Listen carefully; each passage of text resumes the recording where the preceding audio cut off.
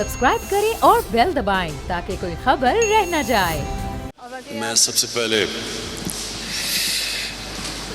अपनी हुकूमत की तरफ से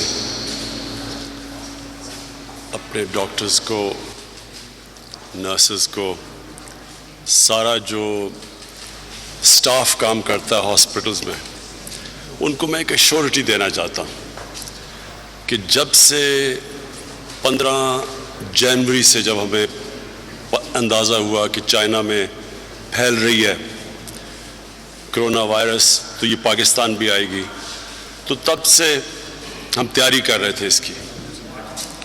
और हमें तब से एहसास था कि जो फ्रंट लाइन है इस वायरस की जहाद लड़ने में, वो हमारे हेल्थ वर्कर्स हैं, डॉक्टर्स, नर्सेज और जो स्टाफ काम करता है। तो इस एहसास की वजह से हमने तब से तैयारी की कि हम कैसे इक्विप कर सकते हैं उनको, क्योंकि बदकिस्मती से हमने अपने मुल्क में 70 साल से अपनी हेल्थ सेक्टर की तरफ कोई ख़ास तवज्जो नहीं दी। हम सारे, मैं मेरी बहनें, हम सब गवर्नमेंट हॉस्पिटल में पैदा हुए थे। हम सारे गवर्नमेंट हॉस्पिटल्स में जाते थे। गवर्नमेंट हॉस्पिटल्स की स्टैंडर्ड 60s बल्कि 70s तक अच्छी थी। हमारे जो मेडिकल कॉलेजेस थे वो इंटरनेशनली रिकग्नाइज्ड डिग्रीज थी उनकी। तो वो आहिस्ता आहिस्ता हमने अपने हेल्थ और एजुकेशन सेक्टर को पर कैपिटा कम खर्च करना शुरू किया और हम पीछे रह गए। तो क्योंकि हमें एहसास था कि हमारे पास वो फैसिलिटीज़ नहीं होंगी, वो इक्विपमेंट नहीं होगी अपने हेल्थ वर्कर्स के लिए, तो हमने पूरी कोशिश तब से की।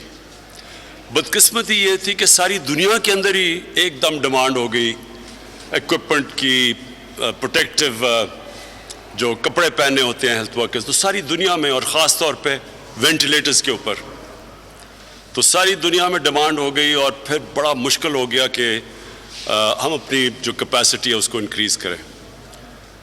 लेकिन हमारी बड़ी खुशकिस्मती है कि चाइना ने हमें पूरा प्रेफरेंस दी इस चीज़ में।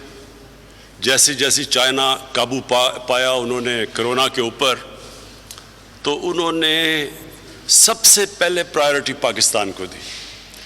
और आज भी जो इक्विपमेंट हमारे पास आ रही है वो सारी चाइना से आ रही है। और हमारी जो इस वक्त सारा वक्त जो हर रोज़ हम मिलते हैं, हमारा जो कंट्रोल और कमांड सेंटर है, उसमें सबसे प्रायोरिटी ये है कि जो आईसीयू के अंदर और जो इमरजेंसी के अंदर हमारा जो स्टाफ काम करता है, सबसे पहले उनको प्रोटेक्टिव इक्विपमेंट दे। और मेरे ख्याल में अब तक हमने तकरीबन वो पहुँचा दिया है, अगर नहीं तो वो अगले 4-5 दिन में पहुँच जाएगी। आप सबसे सिर्फ मेरी एक लास्ट, मैं अब ये क्या कहूँ कि एक मुल्क की तरफ से एक प्ली है कि हम सब जानते हैं कि इस वक्त दुनिया के अंदर, पाकिस्तान में नहीं, दुनिया में हेल्थ वर्कर्स के ऊपर प्रेशर पड़ा हुआ है। आज मैं पढ़ा था कि अमेरिका ने जो भी हेल्थ वर्कर जो कि कोरोना के अंदर काम कर सकता है, अमेरिका ने वीज़े खोल दिए उनके लिए।